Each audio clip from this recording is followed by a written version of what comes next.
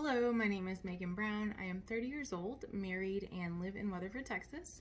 I'm originally from Kentucky, where I pursued a degree in equine science and business management at the University of Kentucky until moving to North Texas in 2012. My first few years in Texas were centered around the horse industry and competition until I moved into the veterinary sector. In 2017, at the age of 27, I became the co-founder and executive director of a nonprofit veterinary clinic that operates in downtown Fort Worth. That same year, I was diagnosed with Chiari malformation and myalgic encephalomyelitis, which have similar progressions to MS. And so in the summer of 2019, I stepped away from my position at the clinic and decided to pursue this degree in hopes of finding career opportunities outside of the animal field that are just as mentally stimulating but less physically demanding. While going through this degree, I've solidified my commitment to working in the nonprofit and NGO sectors and plan to continue doing that. I've also uncovered a passion for humane education and a desire to close some of the gaps that gifted and talented learners from underserved and marginalized demographics face when going through our public education system. Growing up in Kentucky definitely had a profound effect on my perspectives and personality. My love for nature and animals and conservation can definitely be attributed to spending countless hours in one of the most diverse ecosystems in North America. However, my acute awareness of poverty and socioeconomic disparity and how education, or the lack thereof, can affect one's life trajectory is also extremely tied to growing up in an impoverished southern state. As a biracial female going through public education in the early 90s, my experiences were a little different than some of my counterparts. I was identified at a young age as being gifted and talented and qualified for the Duke TIP program, but was consistently denied entry into gifted and talented programs and advanced curriculum. Eventually, I would find out that that is in large part due to my race classification and my mother's lack of financial means compared to some other participants in those programs. That, paired with a research project I had to do in this degree program last year, really opened up my eyes and made me extremely aware to the inequality and inequitable structure that makes up our public education system.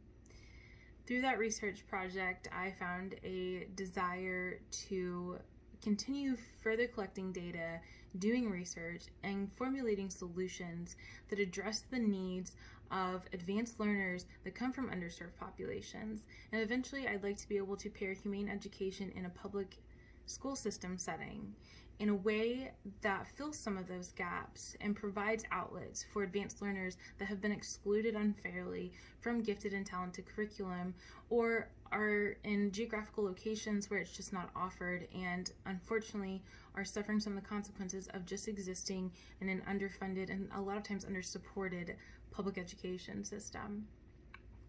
I am married to a Texas A&M Aggie who also graduated from Baylor Law School and specializes in real estate and financial institution law.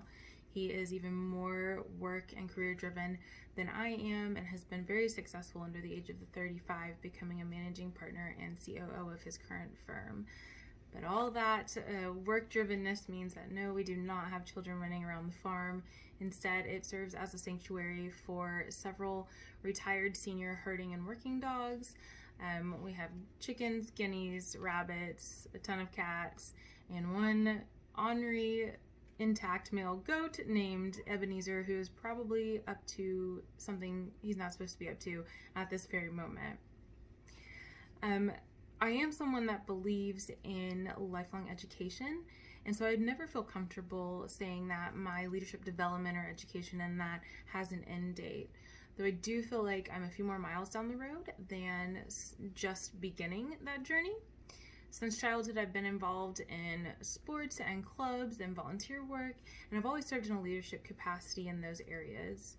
As director of a nonprofit, I definitely had to rely on my leadership skills and a few of my personality traits to scale and grow the organization to be successful. And I think in a lot of aspects, I was proficient at that.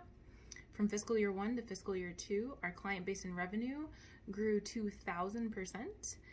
By year 3, we had doubled our staff size and moved into our own brick and mortar location.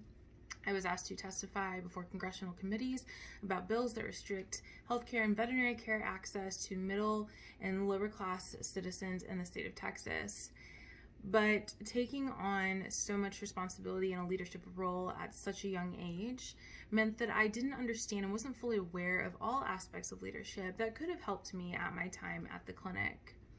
Going through this program has given me the tools to recognize the need for separating managerial tasks and leadership responsibilities, how to integrate effectively employees into decision-making models so that they have buy-in into what we're doing. I've also been made aware of specific situations, behaviors, personalities that can serve as red flags early on so that I'm not caught off guard by unfamiliar circumstances or sometimes the helpless frustration of dealing with personality types that seem to be polar opposite of my own. When people first meet me and first work with me, I think they're definitely caught off guard. They're not ever expecting someone who is going to be so dry and analytical and research and ethics obsessed. And my theory behind that is those have stereotypically been viewed as male-dominated traits in the workplace. Going through this program has given me the confidence and the understanding of how to deal with perspectives and personalities that are drastically different than my own, and how to reduce friction and even prevent friction if possible. I think a lot of times in leadership roles, issues can arise between personalities simply because we don't understand where the other person is coming from. And going through the courses in this degree has given me the tools to look at people and try to more wholly understand their motivation and what drives their interactions in the workplace. What still perplexes me to this day, especially in current events and in my data-driven decision-making classes, is when people are presented with facts and information, sometimes irrefutable evidence, and yet they still make decisions that are contrary and contradictory to what the evidence suggests is the best way to go. I do not understand that way of thinking, and I want to be proficient in understanding how to deal with those situations when that type of thinking is a variable in the environment, because I think it's going to continue to be a problem, especially in Western civilization and in the current state of affairs that we are in. Being an effective leader is going to mean knowing how to deal with emotion-based decision-making when we are trying to pivot into a data-driven decision-making society. Going through this program, one of the things that has really stuck with me is learning more about the GLOBE project and understanding what contributes to the design and structure of culture both within organizations and societies around the world. I am a very large proponent of traveling and international travel if it's at all possible. Globalization and global markets are the future, regardless of what sector you're in. And to be an effective leader going forward, we're all going to have to understand how to respond and respect the different contributing factors that make up someone's perspective that are coming from societies different from our own. Understanding how to operate as a female in a country where gender norms are completely different than they are in the United States makes me more prepared and more well-rounded as a leader. I think it's important to recognize that globalization isn't going away, and embracing it is what makes us better entrepreneurs, better business leaders, and better global citizens. As a learner, I truly enjoy research. I enjoy writing long papers, and sometimes I even struggle to condense down my papers to meet the maximum requirements that are given to me. I thoroughly enjoy diving deep into topics that interest me. However, doing activities like module discussions, which require interaction with other people, is something that I struggle with. I have tended to be a loner, and one of my flaws as a leader in general is operating under the assumption that I'd rather just do everything myself because then I know it gets done and it's done right, and if something goes wrong, I'm the only person to blame for it. So going through this program and having to interact with other people and build my teamwork abilities is definitely where I think, grown the most. The research and the writing papers and the testing is something that has always come naturally to me and that I just thoroughly enjoy.